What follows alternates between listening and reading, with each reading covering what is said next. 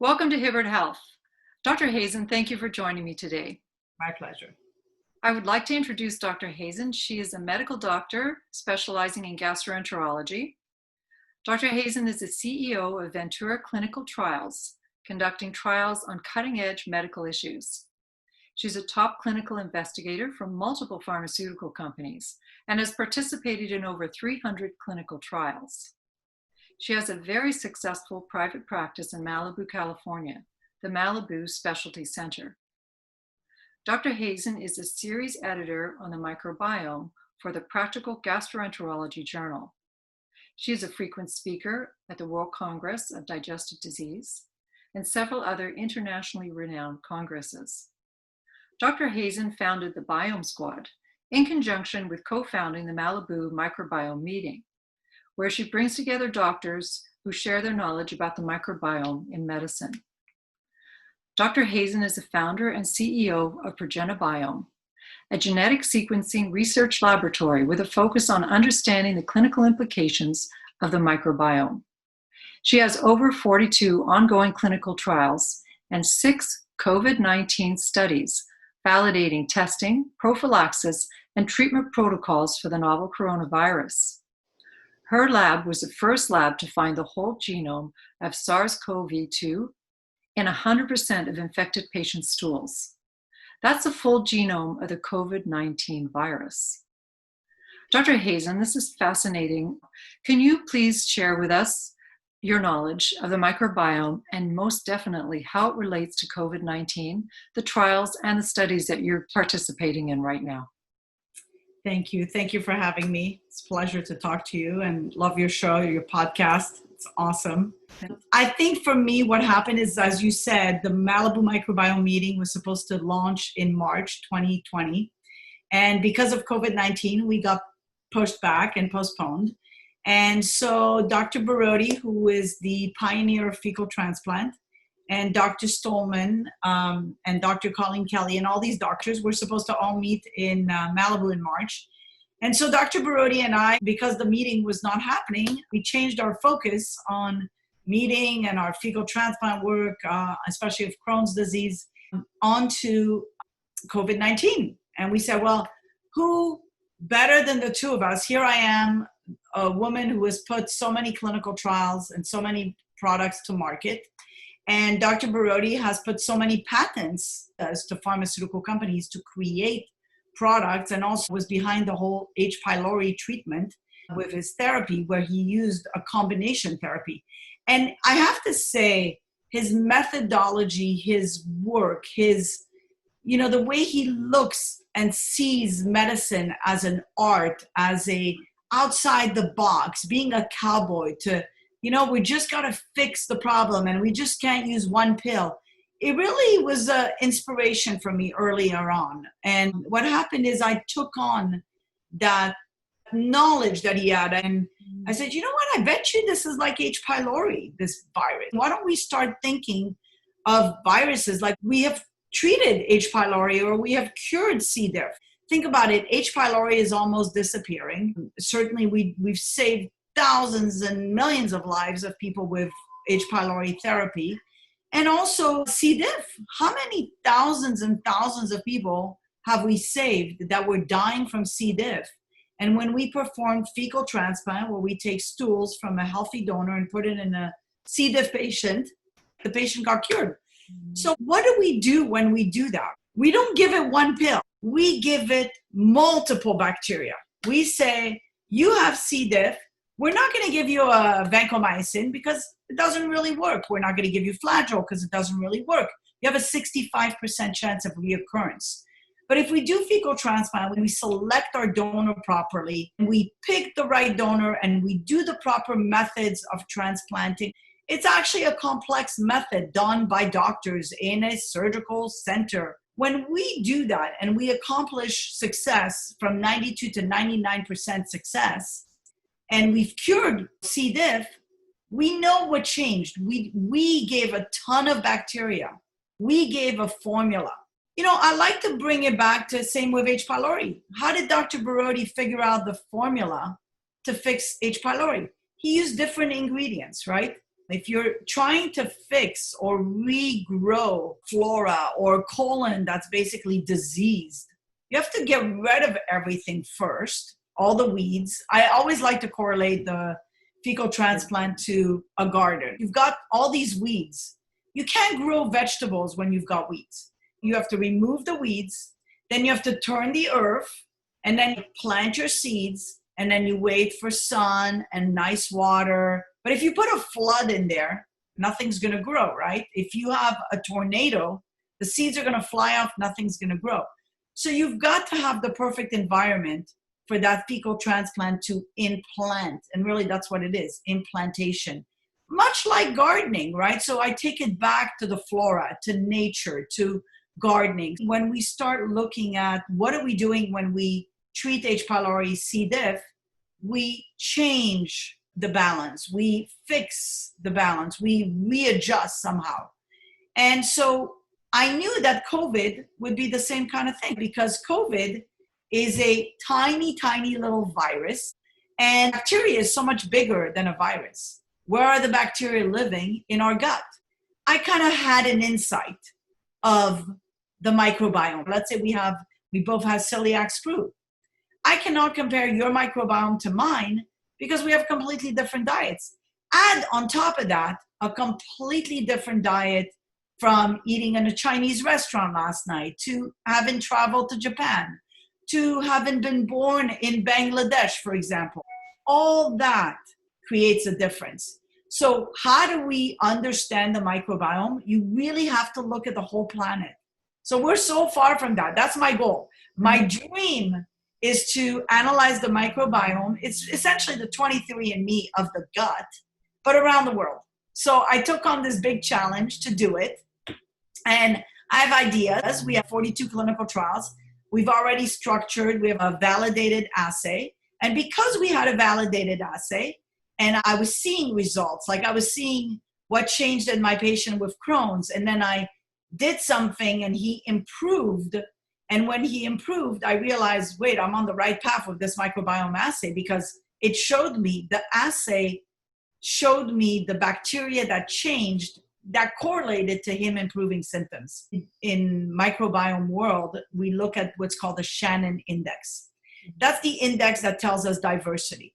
So when you look at a child that started off with Crohn's disease with a diversity index of 2.9, and then all of a sudden you do something to that kid, you give him some products, and then he changes to 5 and then his symptoms improve, and his fecal calprotectin, which is the marker for Crohn's, improves, and the Crohn's disease activity index improves, then you know you're on the right path. You know you have a valid assay that showed you symptom improvement.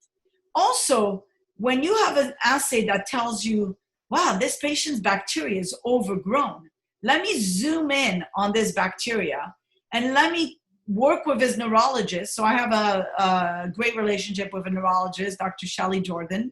And Dr. Jordan and we talk about his patients with Parkinson's, Alzheimer's, MS.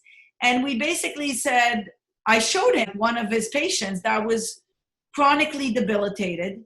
And he ended up having a very rare bacteria that is acellular, doesn't have a cell wall. So therefore very difficult to culture in the normal standard laboratory. And so when that happens, I made the phone call and said, look, this kid has this. This is how I would consider treating him. And of course, Dr. Jordan, did his way and started looking into that. So that's why my goal with Progenabiome is really to bring on as many doctors, because there's no way I can figure out how to treat all these trillions of bugs. All I can do is work with a physician and say, hey, this is what I found. It's something more to the solution, right? It's something more to the puzzle that you didn't have before of why this patient is altered or has autism or has Crohn's or has whatever. So it just adds one more piece of the puzzle. So when all this happened and my knowledge of the microbiome, COVID-19 to me, my first focus was I need to focus on looking at the microbiome. So the first thing I did is I called my colleagues And sure enough, me and Dr. Brody started talking, and I was looking at the data from Dr. Raoul. I was looking at the data from, China, Italy, and basically came up with a protocol, 2 protocols initially, that we got passed through the FDA. I was so excited because I started treating patients and I was seeing success, and I was collecting stools. That was the key. So my obsession, in fact, I would treat patients. I would say, don't forget to give me your stool sample before and after. And, nobody likes to play with their stools. And so what happened is I got a bunch of samples initially, and I got about 14 samples. And of course, we got them at different levels. We told patients, we need to see your microbiome, and we need to see if we can find COVID-19 in your stool. And we didn't tell them, okay, well, we need them at baseline, and people are sick. So we just cared to see, are we finding it or not? So what we did is we actually found it in 7 patients that had positive throat swabs or nasal swabs by PCR. And then we ended up finding out that they had like a whole genome of the virus in their stools, but also thousands of copies of that whole genome. And it was interesting because some of these people were the sickest. I had a kid that was extremely sick, a young girl from college. And so it was interesting to see the correlation of her sickness with what's going on in the microbiome. And it was also interesting to see the amount of virus we picked up. Of course, we collect the stools. We basically collect it in a little tube, which has a little bit of liquid, which is almost like a tape. So it takes the stools and it makes a carbon copy. It freezes it in time. So that is just a fingerprint, right? It's like a thumbprint. And so that's what we did when we were looking for COVID-19. So all those patients that we tested still had symptoms when we found COVID-19. The other thing that we noticed is that when you look at all those viruses and you don't know if they're shedding it and it's just dead virus, the only way to really know is take those stools and culture them. But then for that, you need a BSL-4 lab with full on, etc., because you need viable fresh stools that you put in a culture, and you have to capture it at a certain time, right? So it's very difficult. But it was exciting to see that in those patients that were symptomatic and positive for throat swabs, the virus was there. One patient that sporadically, we basically didn't have a throat swab, but we passed it through the pipeline, ended up being positive. So, and a different virus than other people. But when you see the whole virus, you basically know, and you see the different levels of where the mutations are, because that's the beauty of this test, right? Of this assay is you see the whole virus and you see the region. So you'll see 1A, you'll see the spike protein, and then you'll see some people have 2 regions in the spike that are similar and some don't. And some people don't even have a spike protein to their virus. So that's the whole entire virus, but different sections and different point mutations that are observed. What we noticed is that 5 out of the 8 samples that we had different variants, that we noticed differences. And whether those differences mean something or don't, there's no way to know. The value, I think, of the assay, so we had 3 controls that we tested that were all negative for COVID and negative symptoms, and 2 out of the 3 had negative nasal swabs. And then there were some people that basically had taken some random treatment. They took their samples after 10 days of treatment. They were already started on mega dosages of vitamin. Because the problem with these tests is you take the test, the throat swab, you send it, you get the results in 7 days, or you start taking vitamins because you're not feeling well, and then there's something going on in you because you're in tune with your body, and then you kind of get worried because you're not getting better, and then 5 days into the treatment you start taking the throat swab. In fact, what we're noticing with the throat swab and the nasal swab is that they remain positive for a long time, even after treatment. Really? Yes. And why is that? Because it's a segment of the virus. In fact, the first patient that I treated, his PCR kept being positive and he wanted to go back to work, and I didn't feel comfortable sending him back to work. And he was actually working for an elderly woman, and I was worried because I said, if I'm sending him home early and he's positive PCR, even though he's asymptomatic, am I risking the old woman's life because he was her caretaker?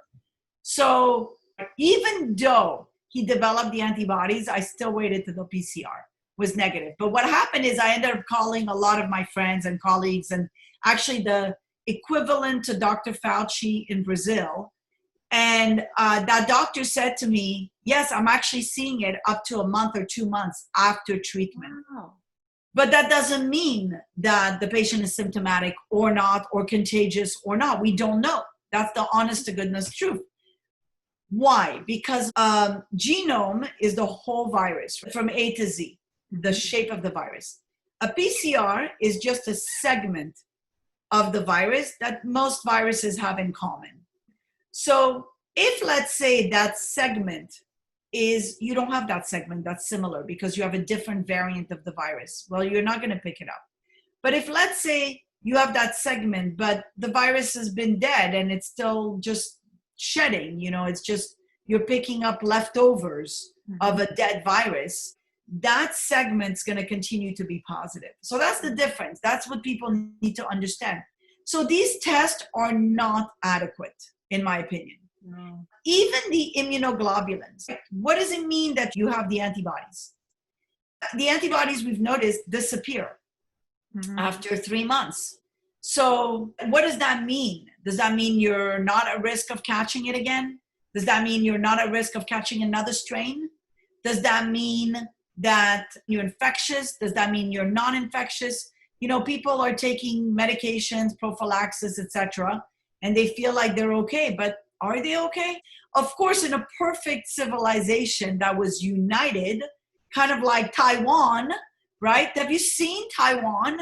Yeah. I mean, unbelievable. They had 7 deaths in 24 million people that live there. This is what we should be mimicking. Mimic success. If you've got people that are immunosuppressed, that are elderly, well, yes, it's reasonable to keep them in quarantine because you don't want to affect them. I'll tell you myself, even though I'm negative, if I'm feeling under the weather or fatigued, I'm going to avoid my parents. My God, I'm exposing myself to patients and I'm bringing home this virus potentially to my kids. This virus needs a solution for everybody and a solution that's cheap and that works for everybody. That's the bottom line, because you are not going to start giving monoclonal antibodies or biologics to everyone. Not everybody can tolerate them. The solution is understanding why some people are dying from COVID and why some people are asymptomatic. Where are the answers? In the gut. Why in the gut? Because your gut is your immunity. If you stretch out the small bowel, which contains, by the way, ACE2 receptor where the virus latches on.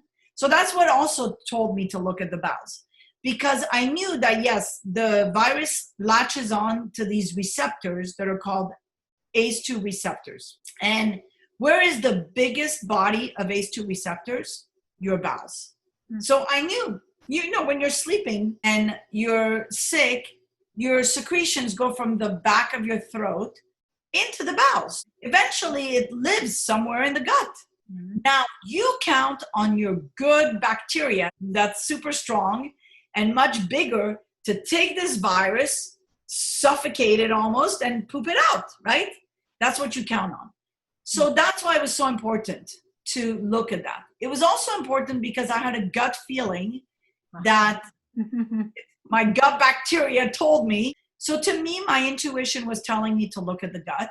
And in fact, I was right because we found it in the stools of the patients that were symptomatic and had COVID. Now we're analyzing another 40 samples. Very meticulous work. We actually became a microbiome research foundation, and it just got approved right during the COVID-19. I think the government knew that I needed money and let me go through with this nonprofit. But essentially, we need to start raising funds for it because we want to analyze the stools of autistic children. We want to analyze Alzheimer's. And I'm working with the agencies. I'm working with the National Institute of Standards, Scott Jackson, to say, look, this is what I'm doing. This is my research. And actually, I'm sending him, every time I have a publication, I send it to him. And then I work with the NIH, Howard Young, who's in charge of the microbiome. And every time I'm frustrated on something, I send it to him. And he challenges me too. He's awesome. So I'm writing the data slowly. We're getting people interested. I was very proud when Dr. Stolman saw my poster at American College of Gastro and said, very, very nice. And then we got the Outstanding Research Award at American College that we're presenting this week for our work on fecal transplant, but also showing the microbiome. We're also showing that paper with COVID-19. And then we're also showing a Crohn's disease patient that improved and showing the microbiome before and after. So, all in all, I think my interest is really connecting to my peers. I think that's why I did the Biome Squad. Connections that have occurred during COVID-19 of contacting these scientists that I hold in such high regards. These are the people that, Peter McCullough at Baylor University, who's like the top cardiologist, wants to publish with me. And then Harvey Rich, just amazing, the bioinformatics, the biostatistics knowledge, the helpfulness, right? Dr. Barodi, just the fact that you have a genius that has published so many manuscripts that can just look at your papers and say, yes, perfect, go publish it. Neil Stolman or Colleen Kelly, Zane Kassam, Paul Fierstad, all my Biome Squad. I mean, these are geniuses that I hold to such high regards. Okay, I want to ask you some more things. Yes. Now, you're doing 6 COVID-19 studies and trials. Do you want to tell us a little bit about them? Yes. So the first study that we're doing is basically looking at the sequence of the virus in COVID-19. Who has it, who doesn't, who's symptomatic and has it, who's asymptomatic and doesn't have it or has it, to kind of follow the natural progression of the virus to see if what we give, whether it's vitamins, medications, helps, right? So that's the first one. The second one is actually looking at the microbiome, which is what are the bacteria in the gut doing in those people that got really sick? And what are the bacteria doing in those people that survived, right? What is the differences in the bacteria, in the group of bacteria? So that's the second one. The third one is a prophylaxis protocol. So I put on 2 protocols on clinicaltrials.gov on April 2nd that got approved by the FDA early on. We were number 4 on clinicaltrials.gov. So one of them, the first prophylaxis, is the hydroxychloroquine and then the vitamins combo.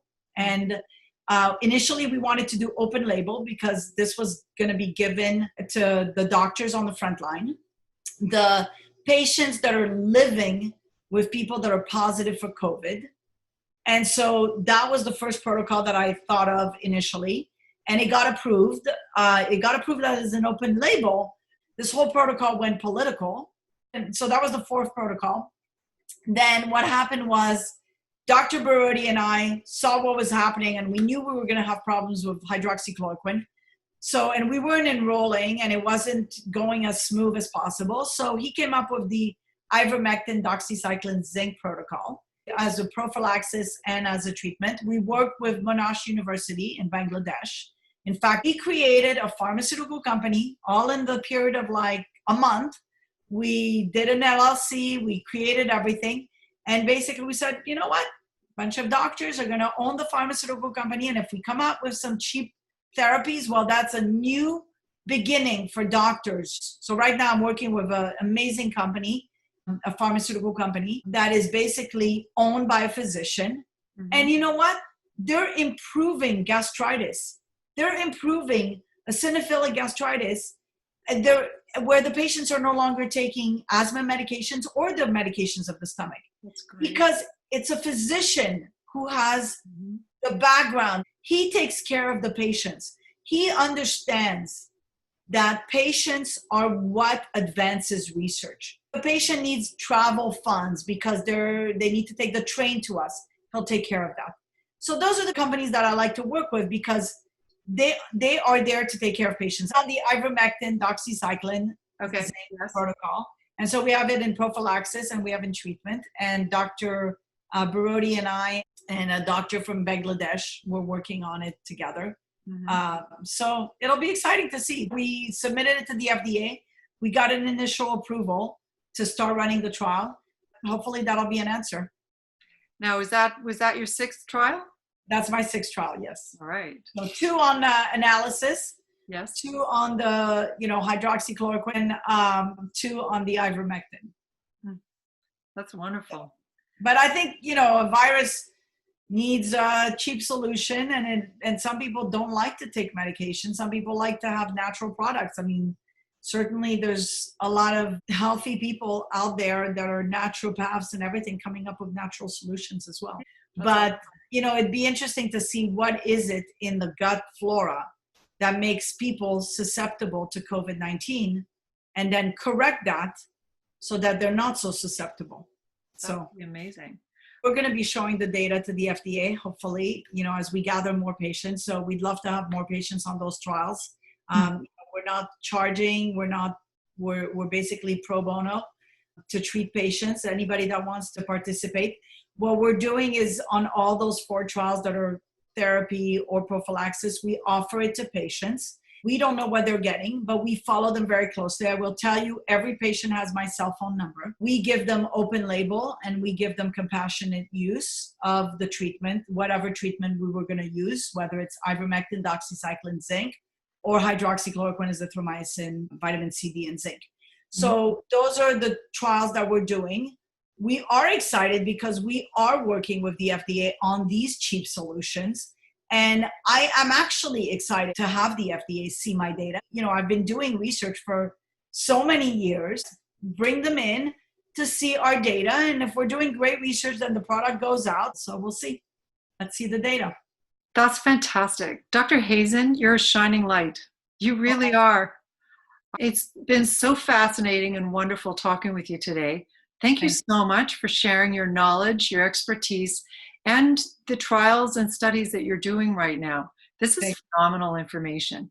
And thank you everyone for joining us today. Dr. Hazan, I can't thank you enough for being here with me today. My pleasure. Just amazing. Keep up the good work. Of course you will. I'm so impressed, and it's been an honor spending time with you. Thank you so much. Thank you so much.